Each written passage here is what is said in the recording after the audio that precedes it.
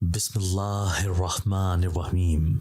मैं तेजी से मशीन चलाती कपड़े सिलाई करती जा रही थी कि मुझे आज ही ये सूट सिलाई करके गाहक को देने थे जो शाम को कपड़े लेने के लिए आने वाला था। मैं सिलाई मशीन रखे दरमियान में बैठी हुई थी और मेरे इर्द गिर्द कपड़ों का ढेर लगा हुआ था जिनमें मैं नजर भी नहीं आ रही थी। हर तरफ कपड़ों की मैचिंग नलकियां लेसेस और ना जाने क्या कुछ पड़ा हुआ था और मैं जोड़ा सिलाई करके अब उस पर लेस लगाने में मगन थी। मेरी माँ किचन में खड़ी दोपहर का खाना बना रही थी ताकि दोपहर का खाना बनाने में मेरा वक्त ज़ाया ना हो कि खाना बनाने में भी कई घंटे लग जाते हैं। मैं मामूल के काम निपटा कर ही सिलाई मशीन पर बैठ जाती हूँ और फिर सारा दिन मेरा मशीन के आगे मुख्तलिफ डिज़ाइन के कपड़े सिलाई करते हुए गुजरता था और सारे दिन की थकी हारी मैं रात को घोड़े बेचकर सो जाती थी। यही मेरा रोज का मामूल था क्योंकि मैं एक दर्जन थी। मेरा नाम अदीला है और मैं अपने माँ बाप की सबसे बड़ी बेटी हूँ। हम दो ही बहनें हैं। मेरा बाप पेशे से एक दर्जी था और कपड़े सिलाई करना मैंने उसी से सीखा था। मेरे बाप की बाजार में एक दुकान थी जहां वो लोगों के कपड़े सिलाई किया करता और उससे जो आमदन होती उससे हमारा घर चलता। मेरा बाप पढ़ा लिखा नहीं था। यही वजह थी कि वो कोई अच्छी नौकरी नहीं कर सकता था। कुछ अर्सा पहले मेरे बाप ने मजदूरी की थी मगर सारा दिन काम करके भी उजरत बेहद कम मिलती थी कि सिर्फ 2 वक्त का खाना घर में बन सकता था। यही वजह थी कि घर के हालात से परेशान होकर मेरे बाप ने कपड़े सिलाई करने का काम सीख लिया और बाजार में अपनी दुकान खोल ली। जो पहले पहल तो इतनी नहीं चलती थी लेकिन रफ्ता रफ्ता मेरे बाप के पास ज्यादा काम आने लगा और मेरे बाप की लोगों में मशहूरी होने लगी। चूंकि मेरे बाप के हाथ में बेहद नफासत और सफाई थी तभी लोग मेरे बाप से ज्यादा काम करवाते थे जिससे मेरे बाप को ज्यादा पैसे मिलते और यूं हमारी जिंदगी पहले से सहल और बेहतर गुजरने लगी और हमारी ज़रूरियात ज़िंदगी भी बेहतर तरीके से पूरी होने लगी। मेरी माँ एक घरेलू खातून थी जिसका काम अपने घर को संभालना सफाई करना कपड़े धोना गर्ज घर का हर काम करना था। मेरी माँ पढ़ी लिखी नहीं थी ना ही वो जमाने के सर्दो गर्म के बारे में ज्यादा जानती थी बल्कि वो एक भोली भाली खातून थी जिसकी दुनिया अपने शौहर बच्चों और घर के गिर्द घूमती थी। यही वजह थी कि वो घर में से भी कम ही बाहर निकलती थी और हमसायों से भी ज्यादा मिलना मिलाना नहीं था। बचपन से ही मैंने अपने बाप को मुशक्कत करते देखा था इसलिए मैं भी अपने बाप का हाथ बटाना चाहती थी। मैं मैट्रिक में थी जब मैंने अपने बाप से कपड़े सिलाई करना सीख लिए थे और कुछ ही अरसे में मैं इस फन में इतनी ताक हो गई थी कि लोग दूर दूर से मुझसे कपड़े सिलाई करवाने के लिए आने लगे थे। पढ़ाई करने के साथ साथ मैं अपने फारिग वक्त में लोगों के कपड़े सिलाई किया करती थी जिसकी वजह से मुझे ज्यादा पैसे मिलने लगे और हमारी गुजर बसर पहले से भी अच्छी होने लगी। अब हमें अपनी ख्वाहिशात को दबाकर नहीं जीना पड़ता था बल्कि हमें जो चाहिए होता था हम पैसों से खरीद लिया करते थे। मैंने मैट्रिक के इम्तहान दे दिए थे मगर नहीं जानती थी कि हमारी खुशियों का दौरानिया निहायत कम है। अभी मेरे प्रैक्टिकल्स खत्म हुए कुछ ही दिन हुए थे जब मेरे बाप का एक्सीडेंट में इंतकाल हो गया। हमारी तो दुनिया ही अंधेर हो गई थी। मेरे बाप के मरने के बाद हमारा हाथ तंग होने लगा था। दुकान किराए पर थी तभी उसको बेच भी नहीं सकते थे। तभी मैंने पढ़ाई छोड़कर कमाने का फैसला कर लिया। मेरी माँ ने मुझसे कहा कि तुम पढ़ लो मैं कमा लिया करूंगी मगर मैं नहीं मानी कि पहले ही मेरे बाप के गम में मेरी माँ बीमार रहने लगी थी। हम दो ही बहनें थीं और भाई कोई नहीं था जो कमाता। तभी अब मैं चाहती थी कि अगर मैं नहीं पढ़ पाती तो मेरी बहन पढ़ लिख जाए। मैं सुबह के वक्त सारे काम निपटा कर कपड़े सिलाई करने बैठ जाती और शाम के वक्त उठती। तब तक दोपहर और रात का खाना मेरी माँ ही बनाती और उसमें मेरी बहन भी मेरी माँ की मदद करती मगर वो ज्यादा वक्त पढ़ाई में ही मसरूफ ही रहती थी। मैं हर किस्म के जनाना मर्दाना हर डिजाइन के कपड़े सिलाई कर लेती थी। इसीलिए अब दूर दूर से लोग मेरे पास कपड़े सिलाई करवाने आते थे जिससे ना सिर्फ हमारे घर का गुजर बसर अच्छे से होने लगा था और अब हमें मजीद कोई फिक्र भी नहीं रही थी। लेकिन बाप के जाने का गम भी अपनी जगह ताज़ा था। वक्त इसी तरह गुजरता रहा। मैं अब 18 साल की हो चुकी थी اور میری بہن 17 سال کی جو اب کالج کی طالب علم تھی۔ میں درجن بن چکی تھی اور ہر جگہ میرے کام کے چرچے ہونے لگے تھے۔ اس دن کام بہت زیادہ تھا اور وقت کم، تبھی میں نے اس دن گھر کے سارے کام اپنی ماں کے حوالے کر دیے تھے اور خود لوگوں کے دیے گئے کپڑے سلائی کرنے لگی تھی۔ شام کے وقت میں نے سارا کام نپٹایا۔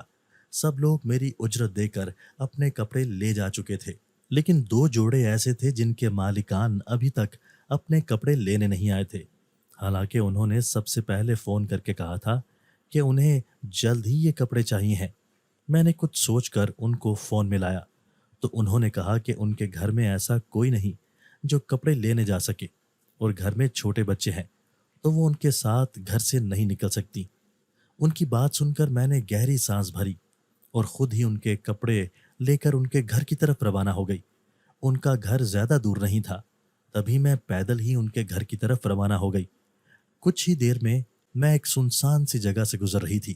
مغرب کے بعد کا وقت تھا، تبھی ہر طرف رات کا گہرا ہوتا اندھیرا چھایا ہوا تھا۔ میں ابھی وہاں سے گزر ہی رہی تھی جب اچانک میرے ہاتھ سے شاپر چھوٹ کر گرا، لیکن مجھے ایسا لگا جیسے کسی نے مجھ سے وہ شاپر چھینا ہو۔ شاپر پھٹ گیا تھا اور اس میں سے کپڑے نکل کر ادھر ادھر بکھر گئے تھے۔ میں نے تیزی سے کپڑے اٹھانے چاہے تو وہ خود بخود کھڑے ہو گئے۔ یہ دیکھ کر میں بے حد حواس باختہ ہو گئی اور چیخ اٹھی، مگر تبھی وہ سارے کپڑے نیچے گر گئے تو میں نے تیزی سے کپڑے سمیٹے اور انہیں لے کر وہاں سے بھاگتی ہوئی ان کے گھر پہنچی جن کے یہ کپڑے تھے۔ میں نے وہ کپڑے ان کے حوالے کیے، اپنی محنت کے پیسے لیے اور پھر واپسی کے لیے روانہ ہونے لگی۔ اس سنسان راستے سے گزرتے ہوئے میں ڈر رہی تھی، لیکن وہاں سے گزرنا تو تھا ہی۔ تبھی میں دوڑنے کے سے انداز میں وہاں سے گزرتی چلی گئی، مگر وہاں سے گزرتے ہوئے مجھے ایسا لگ رہا تھا جیسے کوئی مسلسل مجھ پر نظر رکھے ہوئے ہو اور میرا پیچھا کر رہا ہو۔ میں خوف زدہ سی بھاگتی ہوئی گھر پہنچی تو میرا سانس پھولا ہوا تھا۔ میرا خوف سے برا حال تھا، جس پر میری ماں اور بہن پریشان ہو گئیں، مگر میں نے یہ کہہ کر ان کو تسلی دی کہ ایسا کچھ نہیں، بس بھاگتی ہوئی آئی ہوں، اس لیے سانس پھولا ہوا ہے اور پسینہ آیا ہوا ہے۔ اپنی ماں اور بہن کو میں نے مطمئن کر دیا تھا، مگر میرا اپنا دل اب بھی خوف سے دھڑک رہا تھا۔ میں نے اسی حال میں کھانا کھایا، سلائی کا سارا سامان سمیٹا اور پھر سونے کے لیے لیٹ گئی۔ سارا دن کی تھکی ہوئی تھی، اسی لیے لیٹتے ہی میری آنکھ لگ گئی اور میں گہری نیند میں اتر گئی۔ یہ رات کا نہ جانے کون سا پہر تھا جب میری آنکھ عجیب سے کھٹکے سے کھلی۔ میں نے مندی مندی آنکھیں کھول کر اس طرف دیکھا تو پورا کمرہ خاموش تھا، ہر ایک چیز اپنی جگہ پر تھی۔ میرے ساتھ والی چارپائی پر ہی میری بہن سو رہی تھی، یعنی ہر چیز اپنی جگہ پر قائم تھی، لیکن پھر بھی کھٹکے کی آواز مسلسل آ رہی تھی، جس پر غور کرنے سے مجھے علم ہوا کہ یہ آواز کمرے سے نہیں کمرے کے باہر سے آ رہی تھی۔ میں نے تیزی سے اٹھ کر چپل پہنی کہ کہیں کوئی بلی ہی کچن میں نہ گھس کر سامان الٹ پلٹ کر رہی ہو۔ میں نے اپنی بہن کو نہیں جگایا اور تیزی سے باہر نکل آئی۔ میری ماں دوسرے کمرے میں سوتی تھی۔ تبھی برآمدہ سنسان پڑا ہوا تھا۔ برآمدے کے ایک جانب میری مشین رکھی رہتی تھی، جہاں بیٹھ کر سارا دن میں کپڑے سلائی کیا کرتی تھی۔ میں نے برآمدے میں قدم رکھا اور ادھر ادھر دیکھا، مگر کوئی بھی نظر نہیں آیا تو میں تیزی سے کچن کی جانب گئی، لیکن کچن میں بھی سب کچھ ٹھیک تھا اور وہاں کوئی بلی نظر نہیں آ رہی تھی۔ میں کچھ الجھی سی واپس برآمدے میں آئی۔ اسی اثناء میں میری نظر اپنی مشین کی طرف اٹھی، مگر اس طرف نگاہ پڑتے ہی میں دم بخود رہ گئی، کیونکہ مشین کے ارد گرد سارے کپڑے بکھرے پڑے تھے اور کوئی بھی چیز اپنی جگہ پر نہیں تھی۔ میں تیزی سے آگے بڑھ کر سب کچھ دیکھنے لگی۔ میں نے جو کپڑے طے کر کے رکھے ہوئے تھے وہ بھی شاپروں سے باہر نکلے پڑے اپنی ناقدری پر رو رہے تھے۔ میں پریشان سی ان کو سمیٹنے لگی اور اسی الجھن کو سلجھانے میں لگی ہوئی تھی کہ ایسا کیا کس نے؟ کوئی جانور تو ایسا کرنے سے رہا۔ ابھی میں یہی سب سوچ رہی تھی جب اچانک کسی نے میرے کندھے پر ہاتھ رکھا۔ مجھے لگا میری ماں ہے۔ تبھی میں نے پلٹے بغیر کہا، اماں یہ دیکھو کسی نے میرا سارا سامان خراب کر دیا ہے۔ میری بات سن کر بدلے میں مجھے کسی نے کوئی جواب نہیں دیا، البتہ میرے کندھے پر دباؤ بڑھا تو میں چونک اٹھی، کیونکہ میرے کندھے پر رکھے ہاتھ سے ایک نامعلوم سی تپش نکل کر میرے کندھے کو جھلسا رہی تھی۔ میں نے پریشان ہو کر پلٹ کر دیکھا تو میں بے ساختہ چیختی ہوئی پیچھے کو اچھل کر گری، کیونکہ میرے سامنے عجیب سی شکلوں والے دو مرد کھڑے تھے، لیکن وہ انسان ہرگز نہیں لگ رہے تھے۔ ان کی انسانوں کی طرح دو آنکھیں، دو کان، ایک ناک، دو ٹانگیں، دو بازو اور ہونٹ تھے، مگر ان کی آنکھیں سفید رنگ کی تھیں۔ پورا جسم موٹا اور بھدا تھا، کان اور ناک بھی بڑے بڑے تھے، اور ان دونوں کے ناک میں ایک ایک سونے کی بالی تھی، جیسے عام طور پر لڑکیاں پہنتی ہیں، مگر وہ لڑکیاں نہیں تھیں، کیونکہ ان کی لمبی لمبی داڑھی اور مونچھیں بھی تھیں۔ سب سے حیرت اور خوف کی بات میرے لیے ان کے سینگ تھے۔ ان دونوں کا ایک ایک ہی سینگ تھا، جو ان کے ماتھے کے وسط میں اگا ہوا تھا اور کافی لمبا اور نوکیلا تھا، جیسے یونیکارن کا سینگ ہوتا ہے، مگر ان کے سینگ آگے سے مڑے ہوئے تھے۔ میں خوف سے روتی ہوئی پیچھے کو کھسکنے لگی تو اچانک ایک جن نے آگے بڑھ کر مجھے بازو سے پکڑا اور چٹکی بجائی۔ میں خوف سے چیختی، اس سے پہلے میری آنکھوں کے سامنے اندھیرا چھا گیا، اور جب دوبارہ میری آنکھیں کھلیں تو میں نے خود کو اسی سنسان جگہ پر پایا جہاں میرے کپڑے والا چاپر پھٹ کر گرا تھا، اور میرے کپڑے خود بخود نیچے گر گئے تھے۔ میں نے ادھر ادھر دیکھا تو وہ دونوں جن میرے دائیں بائیں کھڑے تھے۔ میں نے تیزی سے ان دونوں کو دھکا دیا اور ایک جانب کو بھاگنے لگی، لیکن وہ پلک جھپکتے میرے سر پر پہنچ گئے، اور ان میں سے ایک نے پکڑ کر مجھے دھکا دیا، جس سے میں نیچے جا گری۔ میری کوہنیاں زمین سے رگڑ کھانے سے زخمی ہو گئیں۔ میں تکلیف اور خوف سے بے حال ہوتی رونے لگی۔ اب مجھے پکا یقین ہو گیا تھا کہ یہ جنات مجھے مار دیں گے یا نوچ نوچ کر کھائیں گے۔ میں نے روتے ہوئے ان کے آگے ہاتھ جوڑ دیے کہ مجھے چھوڑ دو اور جانے دو، مگر انہوں نے میری کسی بات کا کوئی جواب نہیں دیا، بلکہ ایک بار چٹکی بجائی تو میرے سامنے ایک تخت ظاہر ہو گیا، جو بے حد خوبصورت تھا اور سونے کا بنا ہوا لگ رہا تھا۔ میں نے حیرت و خوف سے ان کو دیکھا جو اب اس تخت پر میرے سامنے بیٹھ گئے تھے۔ اچانک میرے جسم کو جھٹکا لگا اور میں ہوا میں معلق ہوتی واپس نیچے آئی، لیکن اگلا جھٹکا مجھے لگا کیونکہ اب میرے نیچے بھی ایک چھوٹا سا تخت موجود تھا۔ میں نے سہم کر ان کو دیکھا اور ایک بار پھر بھاگنے کی کوشش کی، مگر اب کی بار میں اپنی جگہ سے حرکت نہیں کر سکی۔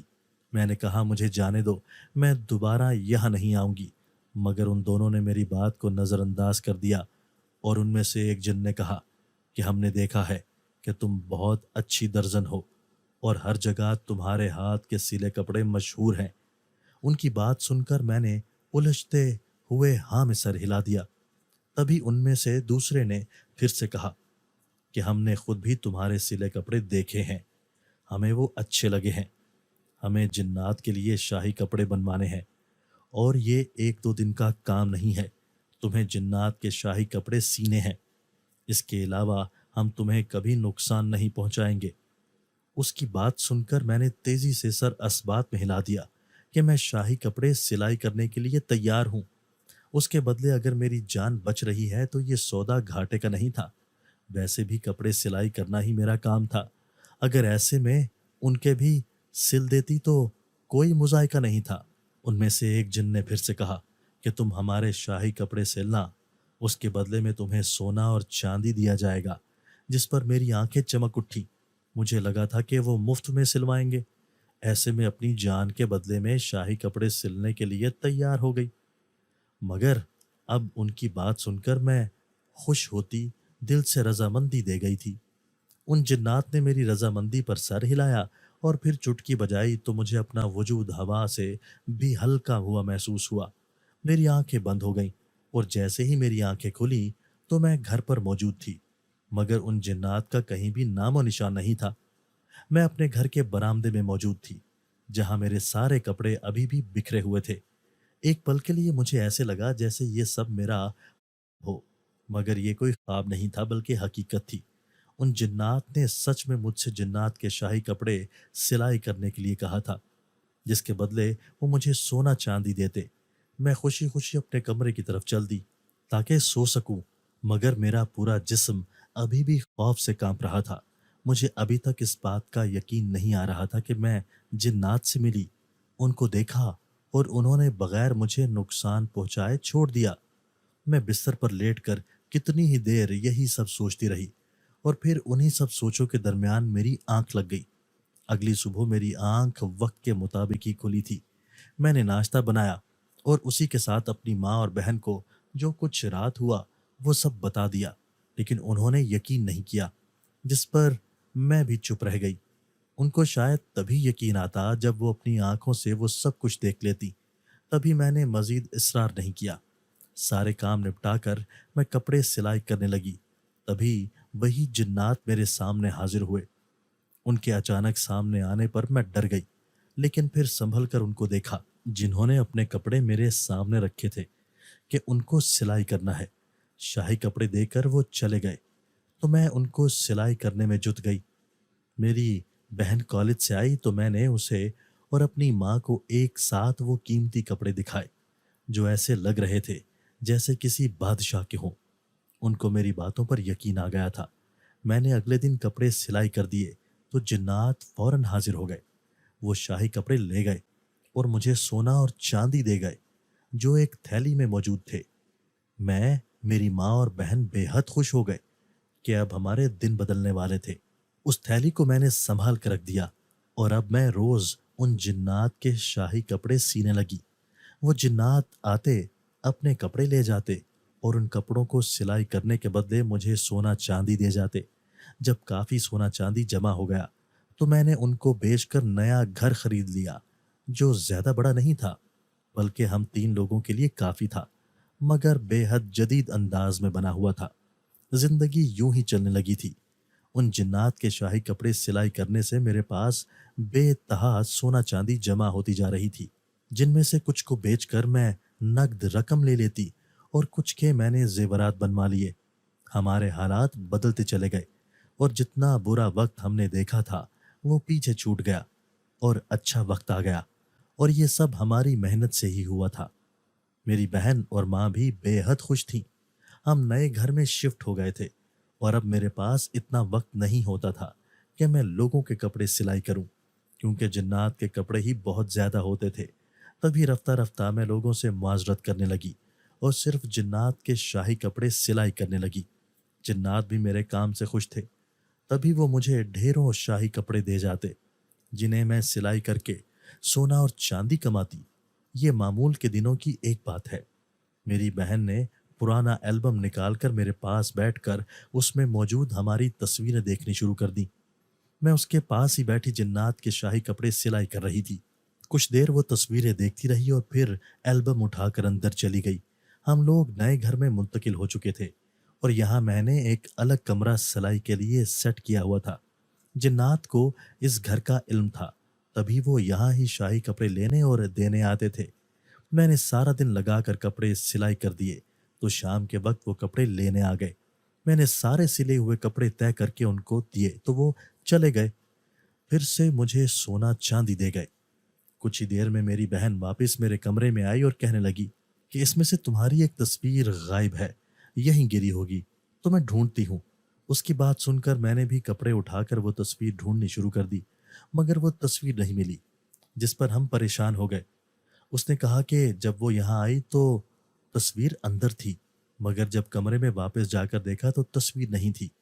اب یہاں ڈھونڈنے سے بھی تصویر نہیں مل رہی تھی، تو اس نے کہا کہ کہیں جنات کے شاہی کپڑوں کے ساتھ ہی وہ تصویر نہ چلی گئی ہو۔ اس کی بات سن کر میں گھبرا گئی کہ نہ جانے اس بات سے وہ کیا سمجھیں گے، مگر پھر میری بہن نے مجھے تسلی دی کہ کہہ دینا کہ غلطی سے چلی گئی تھی اور معافی مانگ لینا۔ یہ بات آئی گئی ہو گئی اور ہم لوگ رات کا کھانا کھا کر اپنے اپنے کمرے میں جا کر سو گئے۔ اگلی صبح میری آنکھ معمول کے مطابق ہی کھلی تھی اور میں معمول کے کام نپٹانے کے بعد جنات کے شاہی کپڑے سلائی کرنے لگی تھی۔ 2 دن ایسے ہی گزر چکے تھے اور میں اور میری بہن میری غائب ہوئی تصویر کو مکمل طور پر فراموش کر چکے تھے۔ ہمیں یاد بھی نہیں تھا کہ میری کوئی تصویر گم ہوئی ہے یا جنات کے شاہی کپڑوں کے ساتھ جنات کے پاس چلی گئی ہے۔ میں اپنی تصویر کے غائب ہو جانے کو بھول کر اپنے کام میں جٹی ہوئی تھی۔ 2 دن یوں ہی گزر چکے تھے اور آج اتوار تھا تو میری بہن گھر پر ہی تھی۔ میری ماں کے ساتھ اس نے کام کروائے تھے اور میں صبح سے ہی اپنے کام میں مصروف ہو گئی تھی۔ میں اپنے کام میں مشغول تھی جبکہ میری ماں اور بہن باہر ہی حال میں بیٹھی ہوئی تھی۔ ابھی میں کپڑے سلائی ہی کر رہی تھی جب اچانک میرے کانوں میں شور کی آواز گونجنے لگی۔ बाहर ढोल पीटने और बाजे बजने की आवाज़ सुनाई दे रही थी। इतना शोर था कि कान पड़ी आवाज़ सुनाई नहीं दे रही थी। मुझे लगा शायद बाहर किसी के घर में शादी है। तभी मैं बेनियाज़ी से अपने काम में मगन रही। मगर ये शोर बुलंद होता जा रहा था। साथ ही साथ पूरे घर की ज़मीन लरज़ने लगी थी।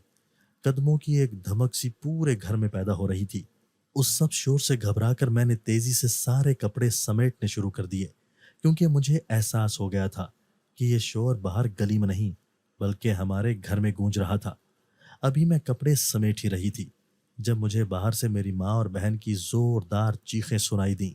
और ना सिर्फ उनकी चीखें बल्कि जोरदार गराहटें भी सुनाई दे रही थी। ऐसे लग रहा था जैसे न जाने कितने भेड़िए मिलकर गुर्रा रहे हों। उनकी गुर्राहटों की गूंज से मुझे पूरा घर कांपता महसूस हो रहा था। मैंने तेजी से कपड़े वहीं छोड़े और नंगे पांव बाहर की तरफ भागी। मेरा दुपट्टा कंधे पर लटका हुआ था और बाल चुटिया से बाहर निकलकर बिखरे हुए थे। जैसे ही मैं हाल में पहुंची, मेरे मुंह से चीखें निकलने लगी और मेरी चीखें सुनते ही हर तरफ खामोशी और सन्नाटा छा गया। अब वहां सिर्फ मेरी चीखें ही गूंज रही थी, जबकि खौफ से मेरा पूरा जिस्म ऐसे कांप रहा था जैसे सख्त जाड़े के मौसम में सर्दी की वजह से कांपता है। मेरी माँ और बहन भी एक तरफ खड़ी थर थर कांपती बेआवाज रो रही थी। खौफ की बात ही थी, क्योंकि मेरा पूरा घर जिन्नात से भरा हुआ था।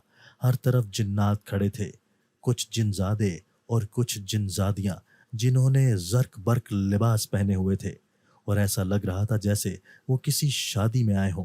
जिनजादियों ने महंगे और कीमती जेवरात पहने हुए थे और उनके चेहरे खुले बालों में मजीद भयानक लग रहे थे। सारे जिनजादों ने सुर्ख और सुनहरे रंग की पोशाकें पहनी हुई थी और गले में कीमती जवाहर की मालाएं पहन रखी थी। उनमें से एक जिन सबसे आगे खड़ा था, जिसके चेहरे पर सहरा सजा हुआ था और गले में बाकी सबसे ज्यादा मालाएं थी और उनमें हीरे जड़े हुए थे। वो बाकी जिन्नात से कम उम्र लग रहा था, मगर वो भी बेहद भयानक था। जहां बाकी जिन्नात के माथों पर एक एक सींग था, वहीं दुल्हा बने इस जिनजादे के सर पर दाएं बाएं दो नोकीले सींग थे। लंबे लंबे नाखून और मोटी काली आंखें, जिनको देखकर मेरा ऊपर का सांस ऊपर और नीचे का सांस नीचे ही रह गया था। मैंने खुश्क हल्क तर्क करते अपनी माँ और बहन को देखा, जो ऊंची ऊंची रो रही थी, और फिर उन जिन्नात को देखा जो मेरे पास जिन्नात के शाही कपड़े सिलवाने के लिए लाते थे। मैं तेजी से उनकी तरफ बढ़ी और पूछा कि ये सब क्या है और यहाँ क्यों आए हैं। जिस पर उन जिन्नात ने एक नज़र दूल्हा बने जिनको देखा और फिर मुझे देखकर कहा कि ये जिन्नात की बारात है और वो जिन्नात का शहजादा है जो तुमसे शादी के लिए यहाँ आया है। उसकी बात सुनकर मैंने फटी आंखों से जिन्नात के शहजादे की तरफ देखा, जो मुझे ही देख रहा था, और मेरे देखते ही वो मुस्कुराया, जिस पर उसके लंबे दांत नुमाया हुए। तो मेरी चीख निकल गई और मैं तेजी से पीछे हटी। मैंने खौफजदा निगाहों से जिन्नात की शाही बारात को देखा, जिनमें सिर्फ जिन्नात ही जिन्नात थे।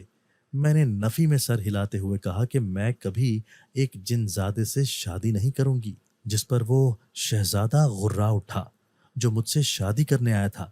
बाकी जिन्नात ने उसे नामालूम जबान में कुछ कहा और फिर वो जिनजादियां मेरी तरफ बढ़ीं और मुझे जबरदस्ती सामने वाले कमरे में ले गई और मुझे सुर्ख रंग का लिबास पहनाने लगी, जो सारा का सारा मोतियों और नगों से भरा हुआ था, जो मुझे चुभ रहा था। मगर वो मेरी हालत से बेनियाज अपने काम में जुटी अब मुझे भारी भरकम हीरे और जवाहरात के जेवर पहना रही थी। मुझे तैयार करने के दौरान उन जिनजादियों ने बताया कि शहजादे ने अपने शाही कपड़ों में मेरी तस्वीर देखी थी, जो उन कपड़ों के साथ चली गई थी, और मुझे देखते ही जिन्नात का शहजादा मुझ पर आशिक हो गया और आज मुझसे शादी करने के लिए शाही बारात भी ले आया। मगर इस शादी पर जिन्नात के बादशाह और मलिका यानी शहजादे के माँ बाप राजी नहीं थे। तभी वो यहाँ इस बारात में शरीक होकर नहीं आए, बल्कि शहजादा अकेले ही शाही बारात लाया है। मैं उनकी बातें सुन सुन कर रोती रही और वो मुझे तैयार करके बाहर ले आईं। बाहर आकर उन्होंने मुझे एक तरफ बैठा दिया। मैंने वहां से भागने की कोशिश की, मगर जैसे ही मैं दरवाजे तक पहुंची, मेरे अकब में मेरी माँ और मेरी बहन का शोर गूंज उठा। मैंने घबरा कर पलट कर देखा तो मेरी बहन और मेरी माँ हवा में उल्टी लटकी हुई थी और हवा में ही उनके गिर्द आग लगी हुई थी, जो نیچے نہیں گر رہی تھی۔ یہ شاید میرے لیے دھمکی تھی۔ تبھی میں مرے مرے قدموں سے چلتی ہوئی واپس آ کر اپنی جگہ پر بیٹھ گئی۔ میرے بیٹھتے ہی وہ جن ذات شہزادہ بھی آ کر میرے پہلو میں بیٹھ گیا۔ وہ جیسے ہی میرے پہلو میں بیٹھا، ایک بڑی عمر کا جن قریب آ کر کھڑا ہو گیا۔ اس کے بعد ایک جن نے میری طرف سونے کا ہار بڑھایا جو مالا کی طرح بنا ہوا تھا، جس کے اندر بڑے بڑے قیمتی ہیرے جواہرات جڑے ہوئے تھے۔ اس مالا کو پہنا جاتا تو تقریباً پیٹ تک جاتا۔ اس بزرگ جن کی ہدایت پر میں نے کانپتے ہاتھوں سے وہ مالا پکڑی، مگر میرے ہاتھ نیچے جھک گئے کیونکہ وہ مالا بے حد وزنی تھی جسے میں سنبھال نہیں پائی تھی۔ میں نے سنبھل کر وہ مالا مشکل سے اوپر اٹھائی اور اس بزرگ کے اشارے پر اپنے سامنے کھڑے جن زادے شہزادے کو پہنا دی۔ میرے مالا پہناتے ہی جن زادوں کی غراہٹیں فضا میں بلند ہوئیں، جن سے میں سہم سی گئی۔ میری ماں اور بہن ابھی بھی ہوا میں لٹکی ہوئی تھیں اور ان کے گرد آگ ہنوز جل رہی تھی۔ اس شہزادے نے بھی قیمتی مالا میرے گلے میں پہنائی تو وزن کے بوجھ سے میری گردن جھکنے لگی، لیکن میں برداشت کرتی سنبھل کر بیٹھی رہی۔ میں ان جنات کے خوف سے کچھ کر بھی نہیں پا رہی تھی۔ اچانک اس بزرگ جن نے ہم دونوں کے سروں پر ہاتھ رکھا اور پھر ایک طرف ہاہاکار مچ گئی۔ وہ سارے جنات اکٹھے ہو کر چیخنے چلانے لگے اور ڈھول بجانے لگے اور ایک دوسرے کو مبارکباد دینے لگے۔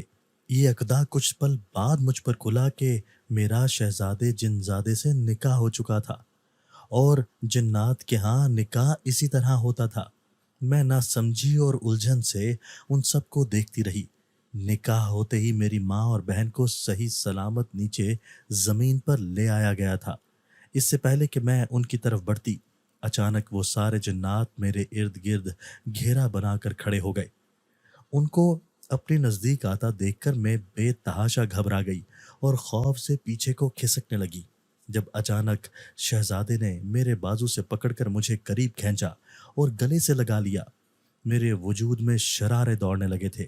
میرے جسم کا درجہ حرارت اس قدر بڑھ چکا تھا کہ مجھے اپنا پورا جسم تپتا ہوا محسوس ہو رہا تھا۔ آنکھیں الگ جل رہی تھیں کہ میں ان کو کھول بھی نہیں پا رہی تھی، اور یوں ہی میری آنکھیں جلن کے مارے بند ہو گئیں۔ جیسے ہی میری آنکھیں بند ہوئیں، اچانک میرے چاروں طرف جنات کی غراہٹیں گونجنے لگیں اور میرا سر گول گول گھومنے لگا۔ اچانک ہی سب کچھ اپنی جگہ تھم سا گیا۔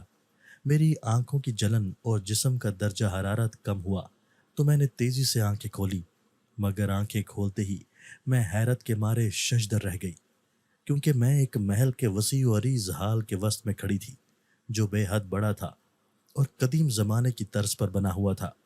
میرے ارد گرد سبھی جنات کھڑے تھے، لیکن اب کی بار وہ مجھے دیکھ نہیں رہے تھے، بلکہ ان کے سر میرے سامنے ادب سے جھکے ہوئے تھے۔ میرے پہلو میں شہزادہ کھڑا تھا جو ان کے رواج کے مطابق میرا شوہر تھا، مگر میں اس نکاح کو نہیں مانتی تھی کیونکہ ہمارے مذہب میں ایسے نکاح نہیں ہوتا تھا۔ اتنے سارے جنات کے درمیان میں اکیلی آدم زادی تھی۔ وہ شہزادہ مجھے اپنی دنیا میں لے آیا تھا جہاں میرے ساتھ جو چاہے سلوک کیا جاتا۔ میں تو یہاں کسی کو مدد کے لیے بھی پکار نہیں سکتی تھی۔ اتنے خوفناک شکلوں والے جنات کو دیکھ دیکھ کر مجھے خوف محسوس ہو رہا تھا اور میرا بس نہ چل رہا تھا کہ میں یہاں سے بھاگ جاؤں۔ پورے محل سے سبھی جنات جوک در جوک حال میں جمع ہوتے جا رہے تھے، اور وہاں آتے ہی وہ میرے سامنے آ کر سینے پر ہاتھ رکھ کر کورنش بجا لاتے اور پھر جھکا سر لیے پیچھے ہو جاتے۔ تقریباً 1 گھنٹے تک یہ سلسلہ چلتا رہا، اور جب یہ سلسلہ رک گیا تو شہزادے نے اپنی بھاری بھرکم آواز میں سب میں اعلان کر دیا کہ آج شہزادے کی شادی کی خوشی میں جشن رکھا جائے گا۔ میں نے پہلی بار اسے بولتے ہوئے سنا تھا۔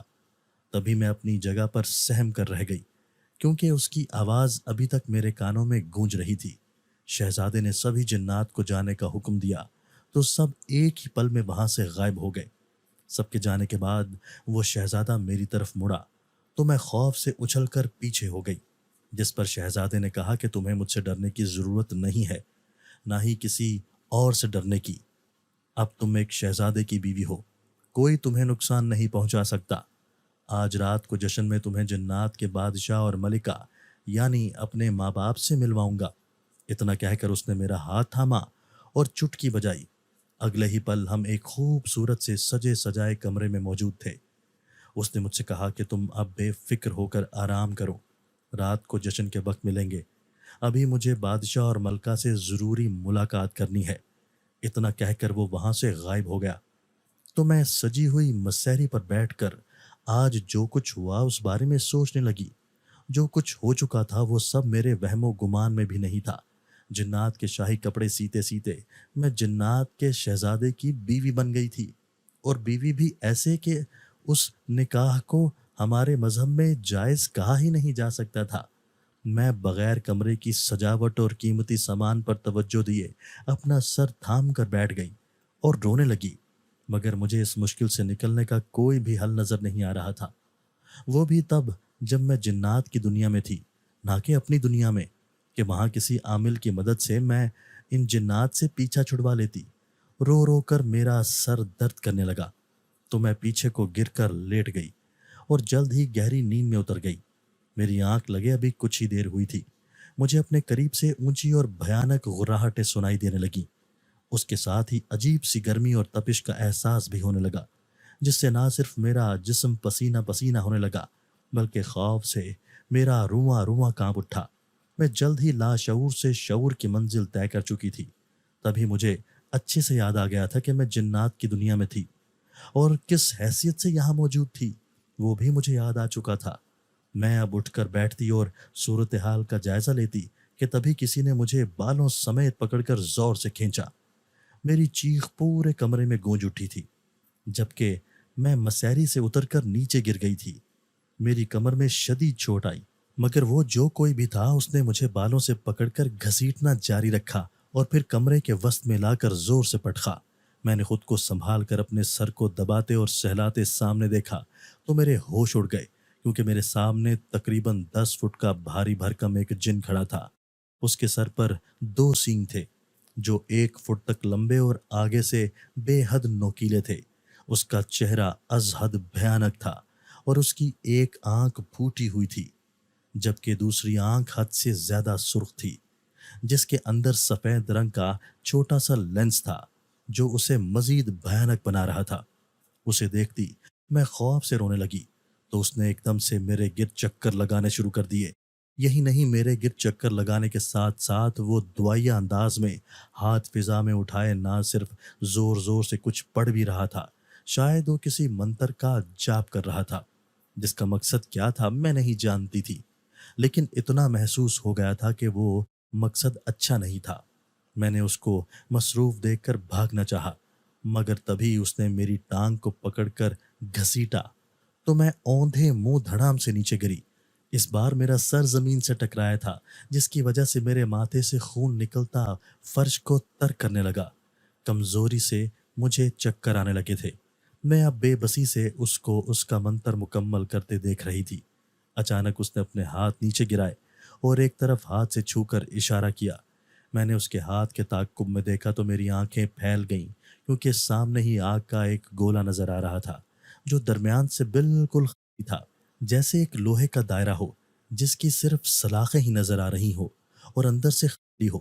لیکن اس گولے کے اندر ایک سیاہ رنگ کی پتھریلی اور سنسان سی زمین نظر آ رہی تھی، جس کے ارد گرد پہاڑ ہی پہاڑ موجود تھے۔ میں ابھی غور سے اسی جن کو دیکھ رہی تھی جب اس جن نے مجھے بالوں سے پکڑا۔ مجھے لگا میرے بال اکھڑ کر میرے ہاتھوں میں آ جائیں گے۔ میں نے اپنے سر کو چھڑوانا چاہا، مگر وہ مجھے بالوں سے پکڑ کر گھسیٹتا ہوا اس گولے کی طرف لے جانے لگا۔ میری چیخیں پورے کمرے میں گونج رہی تھیں۔ ہم گولے کے قریب پہنچ چکے تھے جب اچانک کمرے میں تیز روشنی چمکی، اور جب وہ روشنی چھٹی تو سامنے ہی شہزادہ کھڑا تھا جو غصے بھری نگاہوں سے اس جن کو دیکھ رہا تھا جو مجھے نقصان پہنچا رہا تھا۔ شہزادے کے آنے پر پہلی بار مجھے خوشی کا احساس ہوا، کیونکہ مجھے یقین تھا کہ وہ مجھے بچا لے گا۔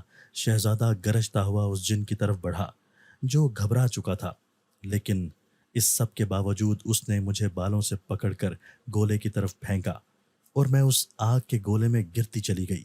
مجھے ایسے لگا جیسے میں کسی کنویں میں گر رہی ہوں۔ نیچے گرتے ہوئے میں نے دیکھا کہ شہزادے نے اس جن کا سر اس کے تن سے جدا کر دیا تھا، اور اس جن کے جسم سے نکلنے والا خون شہزادے کے چہرے کو رنگ چکا تھا۔ مگر شہزادے کے اس گولے میں داخل ہونے سے پہلے ہی اس گولے کا منہ بند ہو چکا تھا۔ یہ سب دیکھ کر میرا دل کانپا اور میں چکراتے سر کو لیے اپنے ہوش و حواس کھو بیٹھی۔ مجھے نہیں معلوم میں کتنے گھنٹوں کے لیے بے ہوش رہی، لیکن جب مجھے ہوش آیا تو ہر طرف رات کا اندھیرا چھایا ہوا تھا۔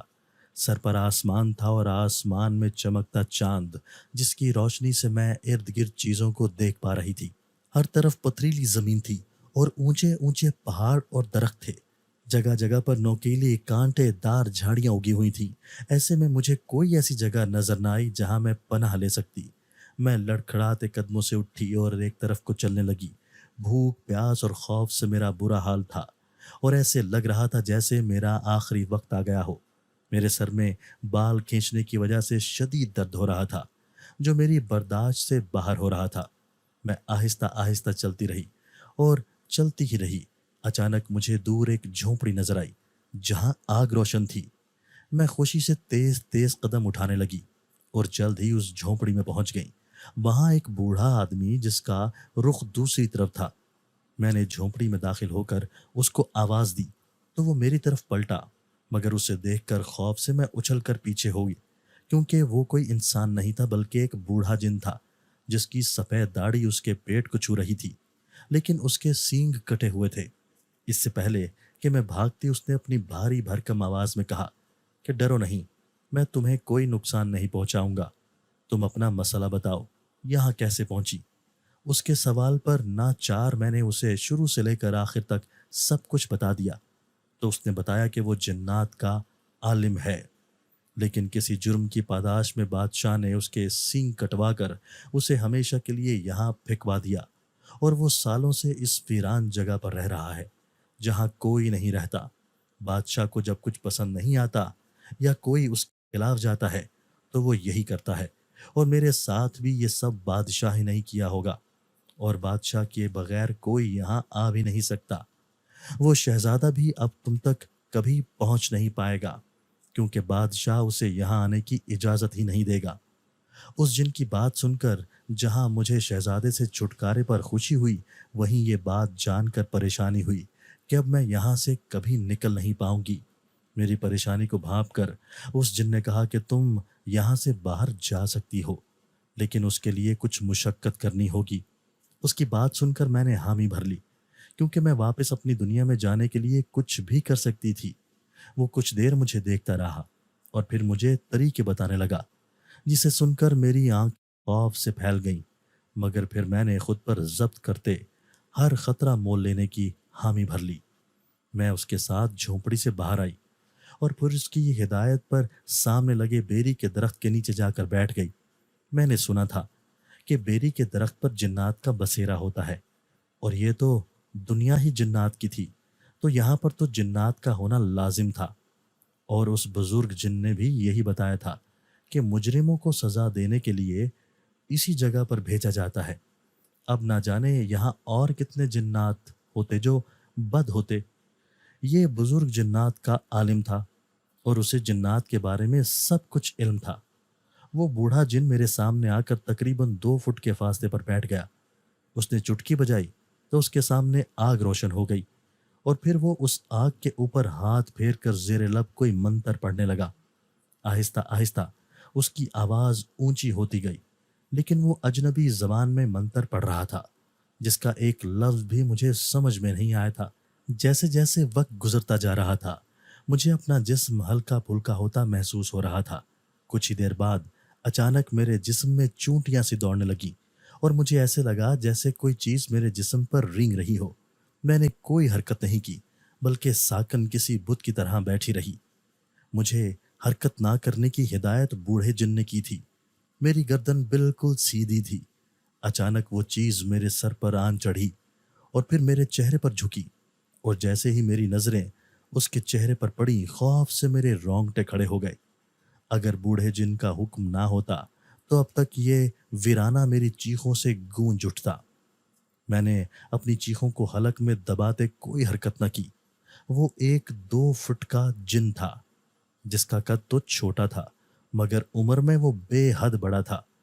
اس کے ماتھے کے وسط میں ایک نوکیلا سینگ سیدھا کھڑا تھا، اچانک وہ میری گردن پر جھکا اور اپنا سینگ میری گردن میں کھبو دیا۔